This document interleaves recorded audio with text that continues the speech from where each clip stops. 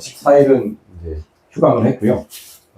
오늘 제 9회 중민동 자개발 포럼 제 9회차 하고 지지난주 토요일에는 이제 8회 포럼으로 해가지고 사업 시행 인가에 대해서 알아보는 시간을 가졌습니다.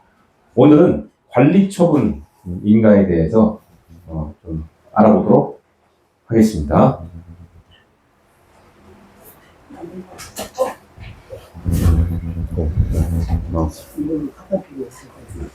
그걸 꺼야 돼.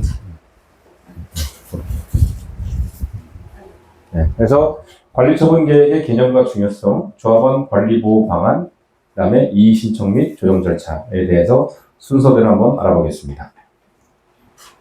다음 페이지입니다. 지난 시간에는 잠깐 뒷페이지죠. 지난 시간에는 사업시행계획 인가에 대해서 알아봤고요. 사업시행계획 인가를 받기 위해서는 사업시행계획을 수립해야 됩니다. 사업시행계획이란 정비사업의 청사진을 그리는 과정이다 라고 보시면 됩니다. 기본적인 사업의 윤곽이 보이는 단계로 집을 짓기 위해서는 설계를 잘 해야 되는 것처럼 성공적인 재개발을 하기 위해서는 사업시행계획을 잘 세울 필요가 있습니다. 주민 의견을 청취하여 의견을 반영하니 많은 관심을 가지실 필요가 있겠습니다. 다음 페이지. 자, 그러면 사업시행 인가를 받았어요. 그 다음에는 받아야 될 단계가 뭐냐? 관리처분 계획 인가를 받아야 돼요. 자, 그럼 관리처분 계획이란 게 뭐냐? 사실 이 관리처분 계획이 우리 조합원분들한테 실질적으로 제일 금전적으로 영향을 미치는 계획이라고 볼 수가 있습니다. 그래서 관리처분 계획이란 정의 보시면 재개발 사업에서 사업 시행 후에 조합원들에게 새로운 부동산을 배분하는 계획. 결국 재개발이라고 하는 것은 저와 우리 주민 여러분 모두의 공동사업이라고 제가 누누이 말씀드렸는데, 그러면 결국 우리가 새로 아파트를 지어서 이걸 어떻게 나눌 거냐? 아파트를 새로 지을 건데 이 새로 지은 아파트를 우리가 어떻게, 어떤 기준으로 얼마로 나눌 거냐? 그걸 결정하는 게 관리처분 계획입니다. 그래서 공정하고 투명한 자산 분배를 통한 조합원의 권리 보호를 목적으로 합니다. 그래서 도시 및 주거환경정비법 74조에 따라서 이제 하게 되고요. 사업 시행자는 도정법 72조에 따른 분양신청 기간이 종료된 때 분양신청의 현황을 기초로, 이건 조합원 분양신청을 말하는 거예요. 그래서 조합원 분양신청이 끝나면 다음 각 호의 사항에 포함된 관리처분 계획을 수립해야 한다. 기준일. 사업시행계획 인가 고지가 있는 날을 관리처분 기준일로 하여 가격을 산출하게 됩니다. 그래서 관리처분의 주요 내용, 현금 청산 대상자를 제외한 조합원 분양자를 대상으로 관리처분을 하게 되고요. 분양 예정 대지 건축물 내역은 조합원이 분양받을 동호수를 이제 계획을 하게 되고, 분양 설계는 공동주택, 근생, 보유지, 임대주택 를 설계를 하게 됩니다. 그리고 비용 분담 내역, 종전 평가액과 종후 평가액에 따른 차익 비율, 그게 비례율이죠. 적용해서 평가를 하게 됩니다. 관리처분 계획의 중요성, 조합원의 재산권에 직접적인 영향을 미치게 됩니다. 결국 우리가 뭐 여러 가지 이제 그 단계들을 거치고 해나가는 최종적인 궁극적인 목적은, 그래서 헌집 줄게 새집 다오. 근데 헌집을 얼마에 할 거냐? 종전자산가격평가. 새집은 얼마에 할 거냐? 종후자산가격평가. 그래서 그런 것들을 관리처분 계획으로 이제 확정을 짓는 것이고, 조합원의 재산권에 직접적인 영향을 미칩니다. 그래서 조합원이 소유한 토지 및 건물을 새로 건설되는 건축물의 일부와 교환하는 과정을 규정하게 됩니다. 이 계획에 따라서 조합원이 갖게 될 새 아파트의 위치, 면적, 가치 등이 결정되게 되고, 조합원의 재산 가치와 생활 환경에 영향을 미칩니다. 사업의 성패를 좌우하는 또 핵심 요소인데요. 공정하고 합리적인 관리 처분은 조합원들의 동의와 참여를 이끌어내는데 필수라고 하겠습니다. 그래서 적절한 관리 처분은 사업의 재무적 타당성을 확보하고 원활한 진행이 가능하겠습니다.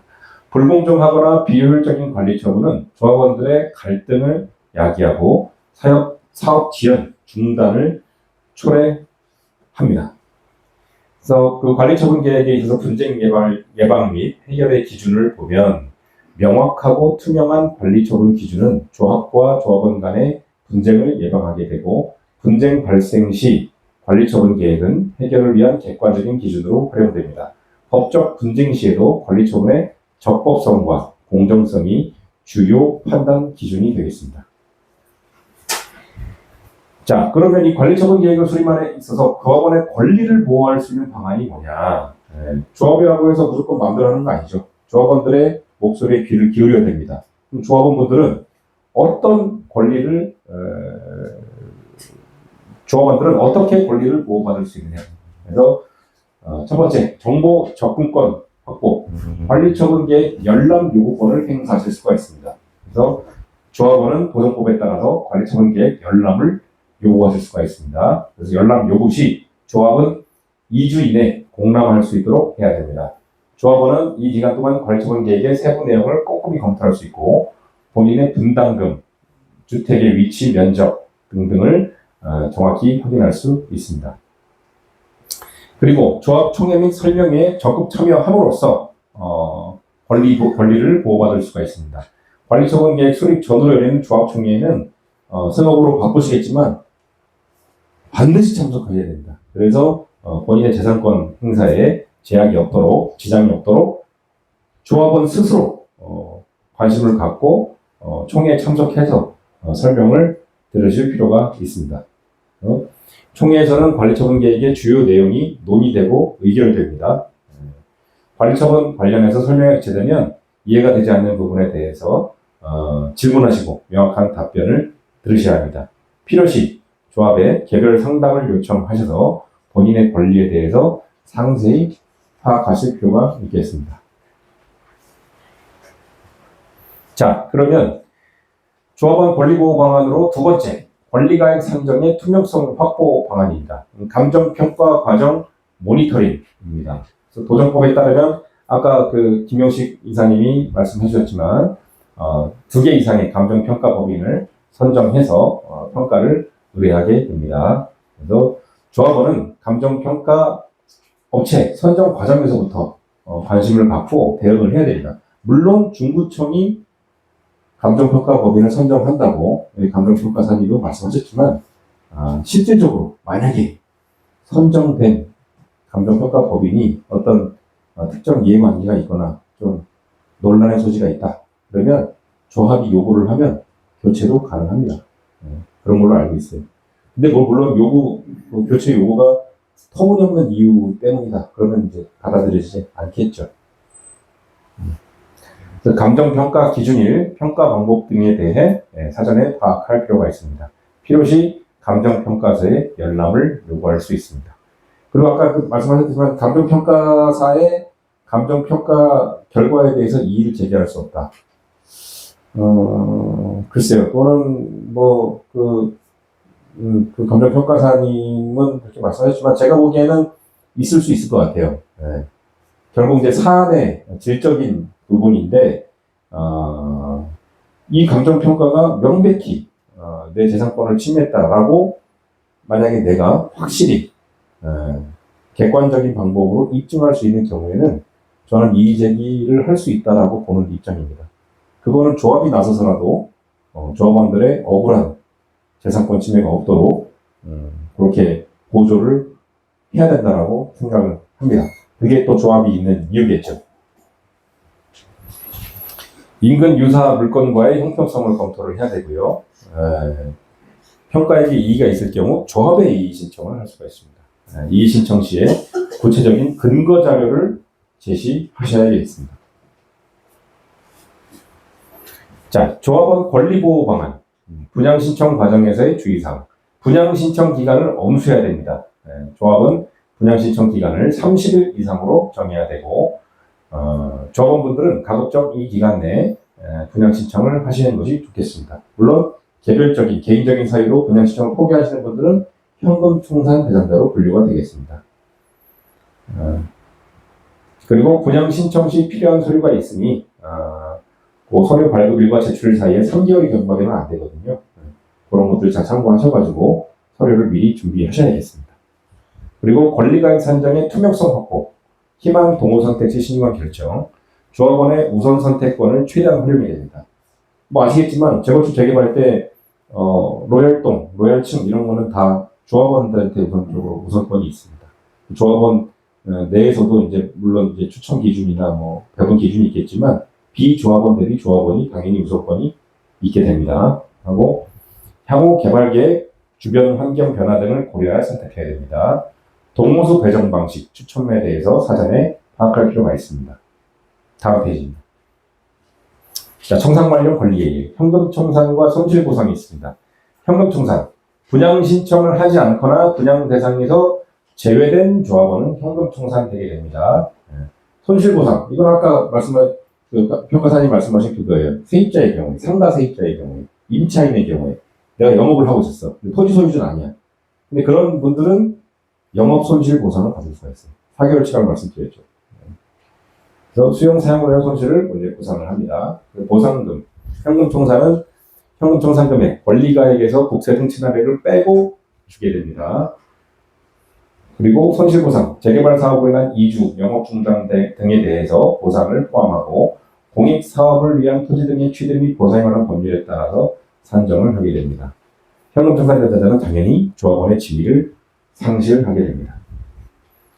자, 이의 신청 및 조정 절차, 관리처분 계획의 공람 및 통지, 사업 시행자는 관리처분 계획을 수립 후 이를 14일 이상 공람하고 토지등 소유자에게 통지해야 됩니다. 이의 신청 기간, 토지등 소유자는 공람 기간 내에 사업 시행자에게 서면으로 이의 신청을 할 수 있습니다. 서면으로 하셔야 돼요. 구두로 하면 안 되는 거예요. 이의 신청 검토, 사업 시행자는 제출된 이의 신청을 검토하고 필요한 경우 관리처분 계획을 조정할 수 있습니다.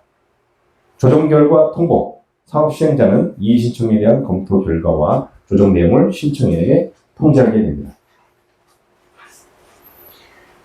관리처분 계획의 인가 신청. 자, 이의 신청이 다 마무리됐습니다. 그러면 사업 시행자, 조합은 시장 군수에게 관리처분 계획의 인가를 신청하게 됩니다.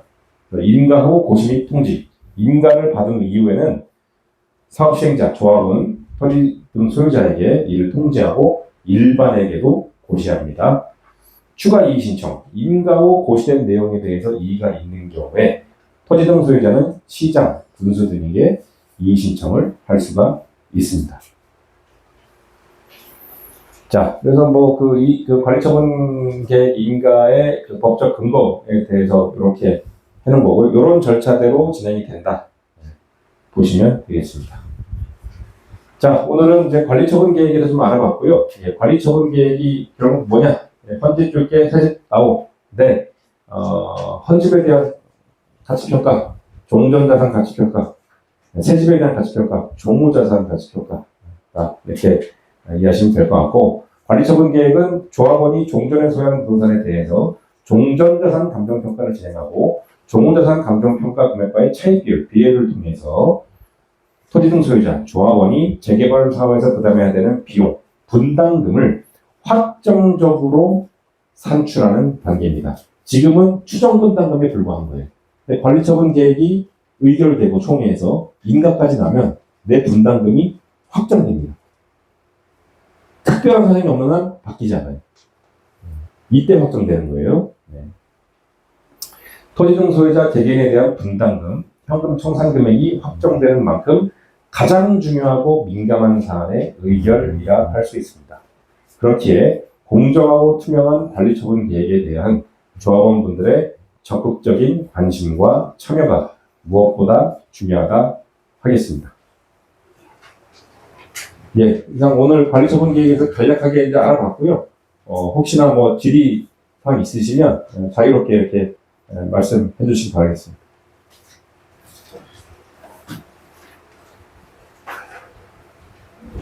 예, 말씀해 주시죠.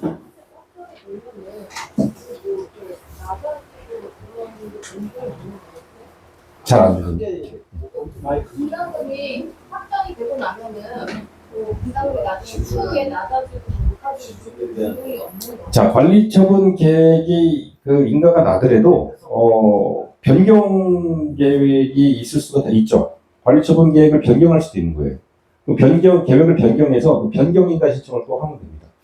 그러니까 확정적으로 한번 됐다고 해서 상황이 바뀌었는데 그럼에도 불구하고 못 바꾼다. 이건 아니에요. 총회에서 변경해서 다시 한번 인가를 신청할 수 있습니다. 근데 이 관리처분 계획을 변경할 거냐 말 거냐가 조합장이나 조합위원이 결정하는 게 아니고 여러분들이 총회에서 투표하시는 거예요. 네. 그렇게 됩니다.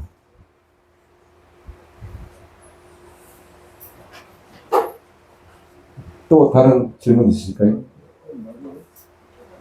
근데 수익이 났을 때 이제 그거에 대해서 다른 분담금이 좀 낮아질 수 있고 후에 좀 높아질 수 있고 그런 나의 확정이라고 그래서 확정은 되는 거죠. 확정은 되는데 그 확정된 내용이라 하더라도 그 이후에 또 변경될 수도 있는 거죠. 일단은 확정을 그렇죠. 예, 맞습니다. 예. 일단 확정이라는 말이 어떤 상황이든 바꿀 수 없다. 그런 뜻은 아니고 일단은 이렇게 하기로 한다. 우리끼리 결정을 다 내린 거고 그 결정이 만약에 사유가 있으면 바꿀 수도 있는 거죠. 근데 여러분들이 과방시와 동의를 하셔야 되는 거죠. 예를 들어서 관리처분 계획까지 다 났는데 그런 경우도 당연히 있죠. 뭐 최근에도 그렇고 시공사가 갑자기 한 1년 사이에 공사비 막 2배로 붙은 게 있어요. 그러면 공사비 올려달라고 할 거 아닙니까? 지금 막 공사하고 있는데 공사비 안 올려주면은 나 공사 진행 못해. 그리고 배째라 그러고 있으면 우리는 기간 내에 이거 공사를 마쳐야 되는데 일부라도 올려줘야 되잖아요. 그럼 어떻게 됩니까? 우리 분담금이 올라가야 되잖아요. 그러면 관리처분계획 변경인가 신청을 해야 되는 거예요. 그때 변경사유 발생하는 거죠. 낮아질 경우는 없는 물론 그 반대의 경우도 있겠죠. 네. 근데 이제 그 반대의 경우는 사실 더 쉽지 않겠죠. 네. 분담금이 늘어나는 의결은 할 수 있는데 낮아지는 의결은 쉽지 않을 수도 있어요.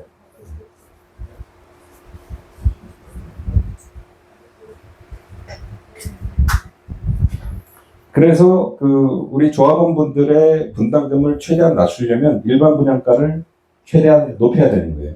사업성을 좋게 하려면. 그러면 우리 조합원들 외에 비조합원들에게 분양되는 아파트의 분양가격 협상을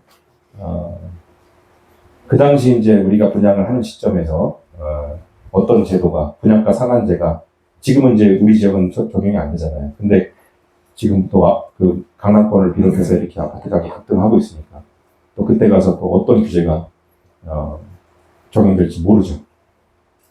그래서 지금 분담금 얘기하는 건 의미가 없어요. 우리가 관리처분 계획을 수립할 때 그때 어떤 규제가 있냐 그게 중요합니다.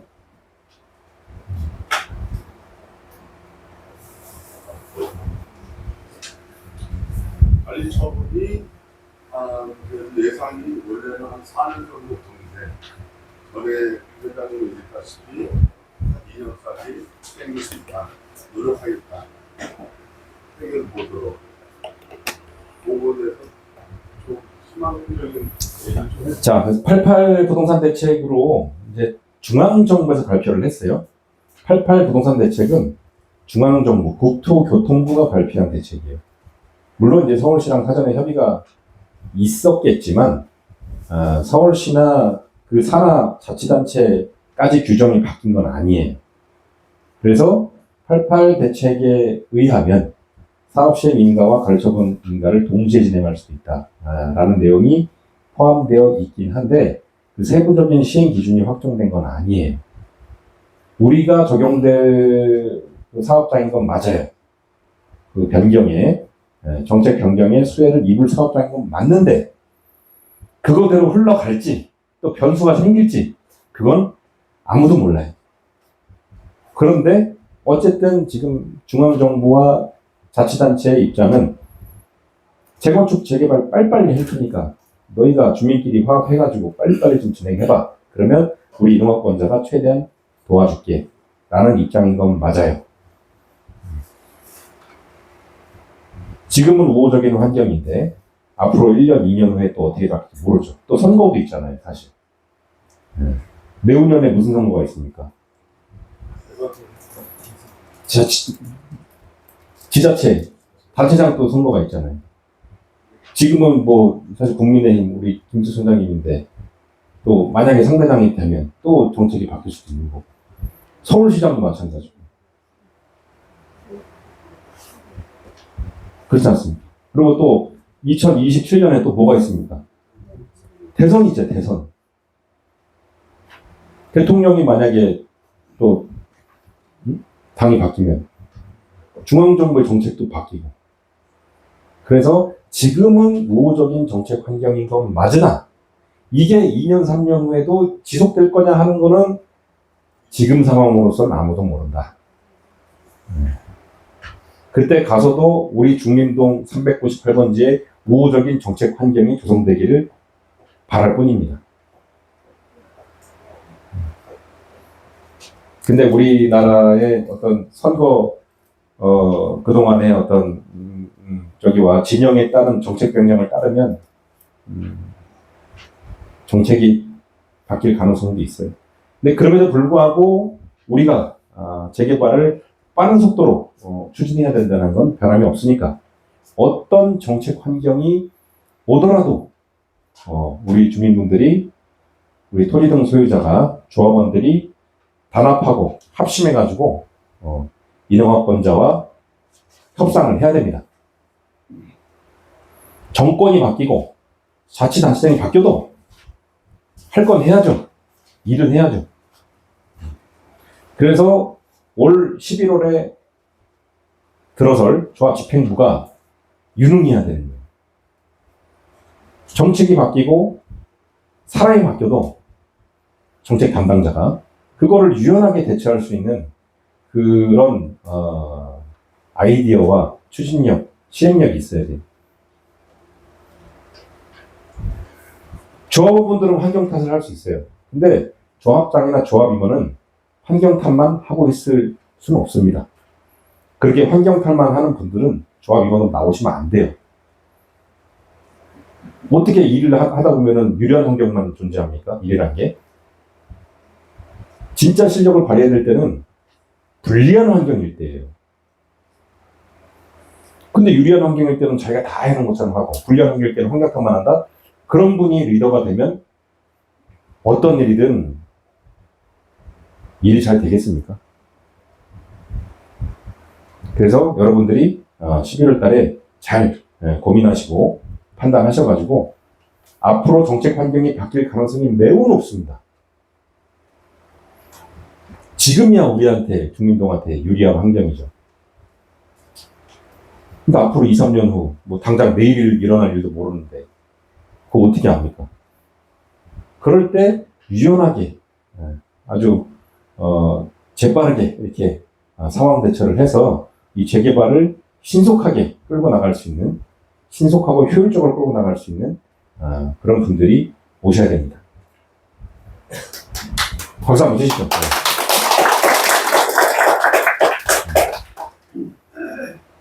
또 혹시 뭐 궁금하신 거 말씀 듣겠습니다.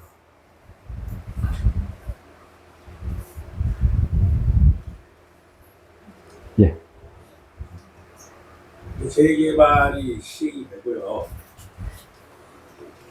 그 집주인들이 다 지금 주제가 될 사람들인데, 사람들이 필요한 준비가 있잖아요. 그러면 융자 신청을 가니까 어느 분이 선정이 되든 그 범위가 어떻게 되는 거지?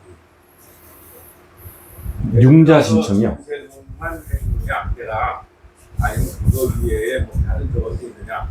근데 1인당 뭐 어떻게 신청하는 범위가 있는 거지? 예, 뭐 이주비 관련돼서는 이주비 대처를 조합에서 다 주선을 해드리고요. 네. 이제 새로운 곳에 가서 그 공사 기간 동안 지내실 정도의 자금은 다 조합에서 금융사를 주선을 해서 집단 대출 형태로 다 대출을 해드립니다. 그래서 범위가 정확히 몇 프로냐?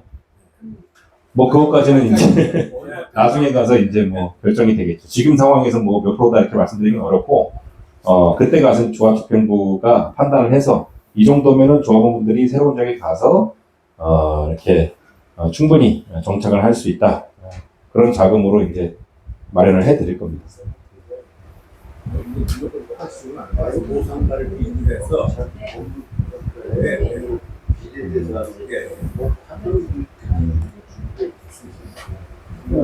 그것도 이제 일종의 조합집행부의 역량이고요.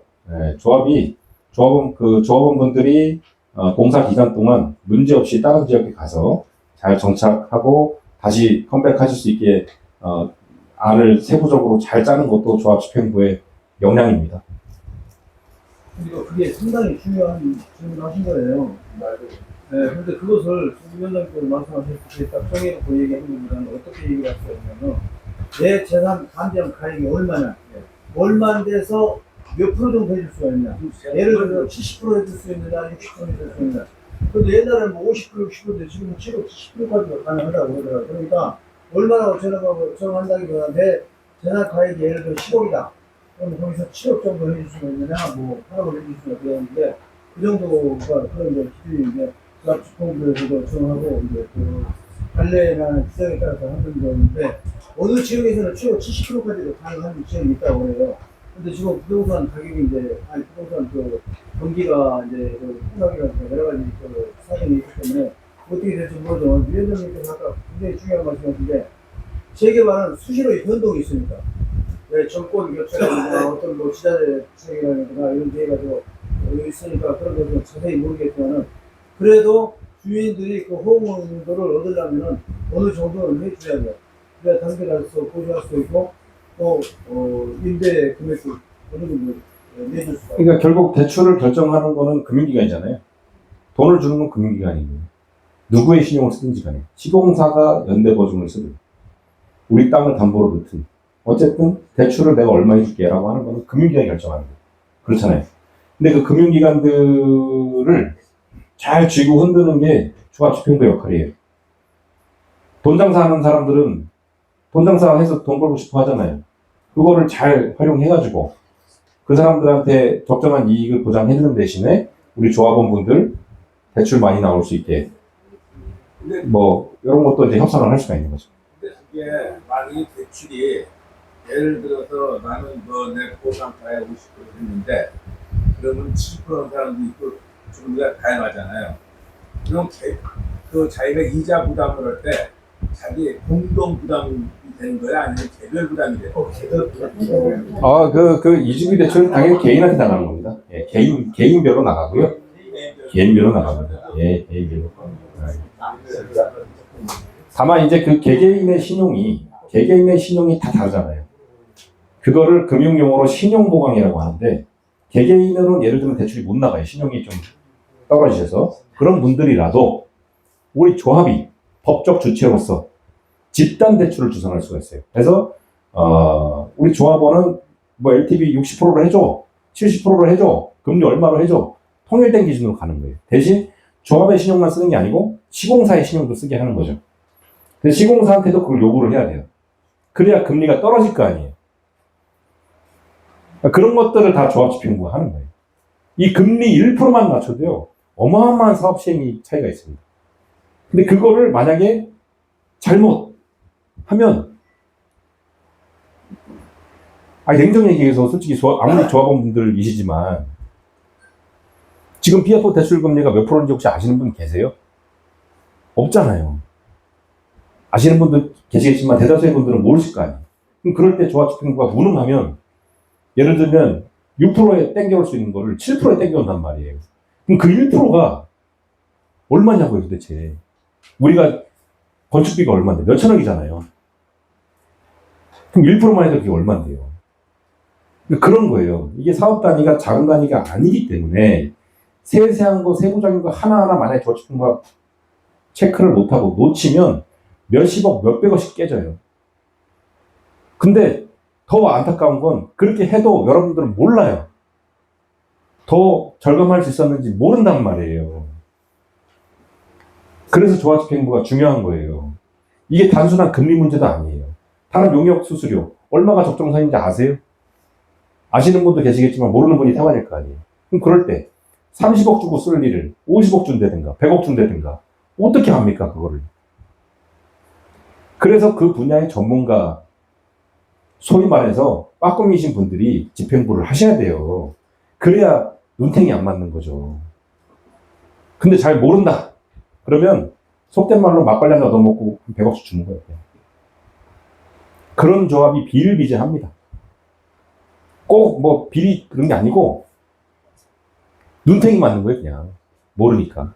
그런 줄 알고 줘야 되는 줄 알고. 그런 돈들, 누수되는 것들을 막아주는 게 조합집행부의 역할입니다. 여러분들이 다 세세하게 알 수는 없어요. 알 필요도 없으시고. 하지만 여러분들이 하실 수 있는 거, 여러분들의 의사, 재산을 지켜줄, 내 재산을 지켜줄 청렴하고 유능한 집행부를 선임할 수 있어요. 그렇게 재산을 지키시면 됩니다. 이게 아주 중요한 대목이니까 국감